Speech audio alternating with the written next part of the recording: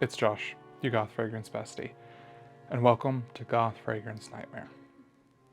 The idea for this video came from two sources. One is the old adage that goth people and drag queens don't go out on Halloween because we're in costume the rest of the year.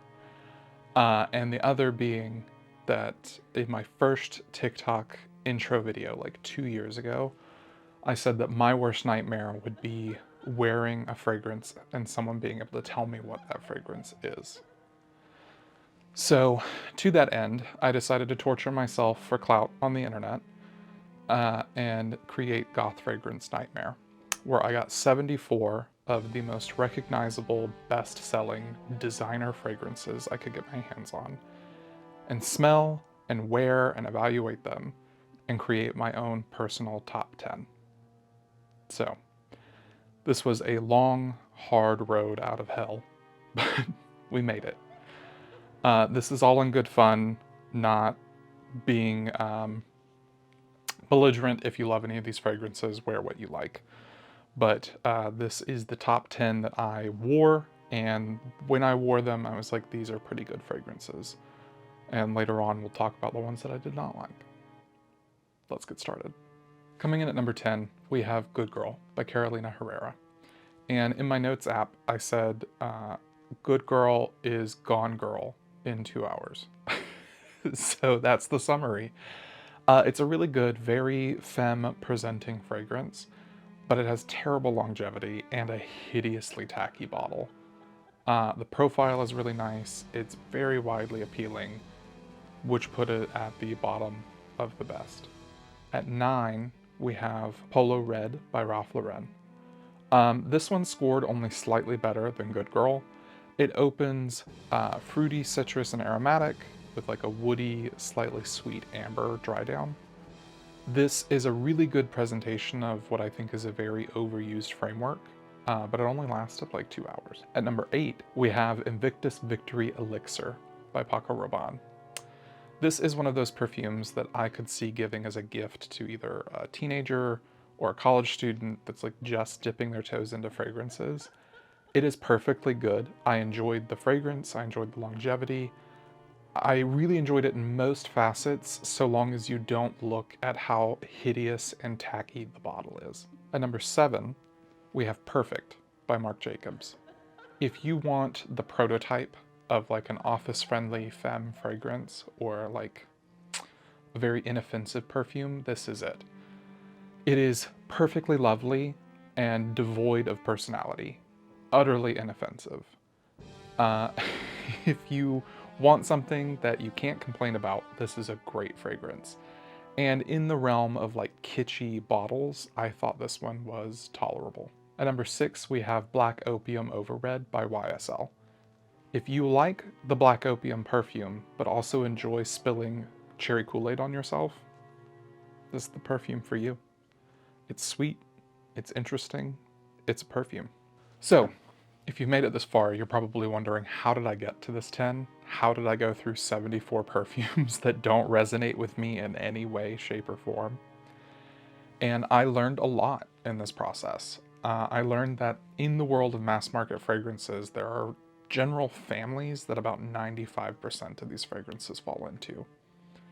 If it is a feminine fragrance, it is either sickeningly sweet or a fruity floral with tonka in the base to give it some false sense of edginess and danger.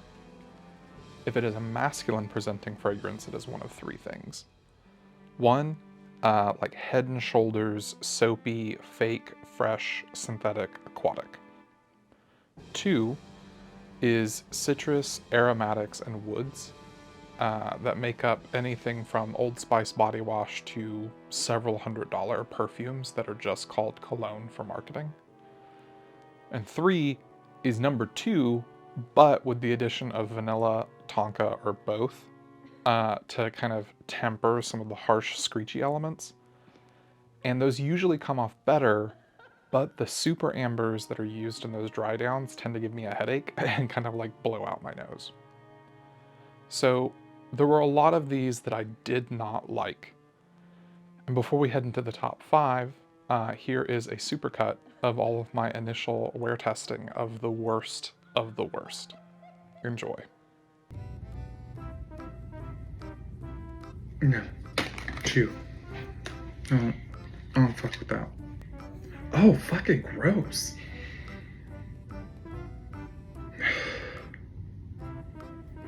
I hate, what the fuck? And then that's just Sharpie. Okay. Garbage. Disgusting.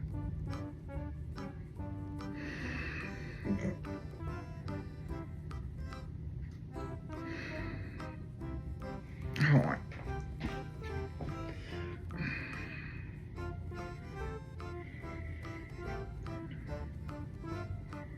It smells like you're gonna get roofied. Hatred. That smells like moldy ass carpet.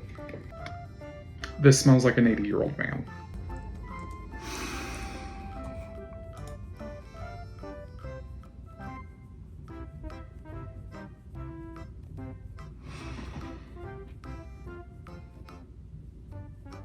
That's cat piss.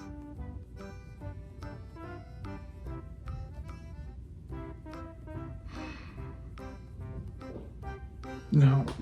No. I hope you enjoyed that. I did not. Moving on to number 5. Candy Night by Prada. If you want powdery iris with the interest of chocolate and want to spend more than House of 8 by Sniff, this is a great option. Just get House of 8 from Sniff. Number 4 is Rose de Russie by Tom Ford. So after testing this fragrance and scoring it, I learned that it has been pulled off the shelves because of the Russian invasion of Ukraine. Understandable and unfortunate. This was a surprisingly phenomenal leather rose. If you want a leathery rose, my favorite is Magma by Andrea Mack. Number 3, for those who have been talking about this fragrance on TikTok, it should be of no surprise to you for it to rank so high. Eros by Versace.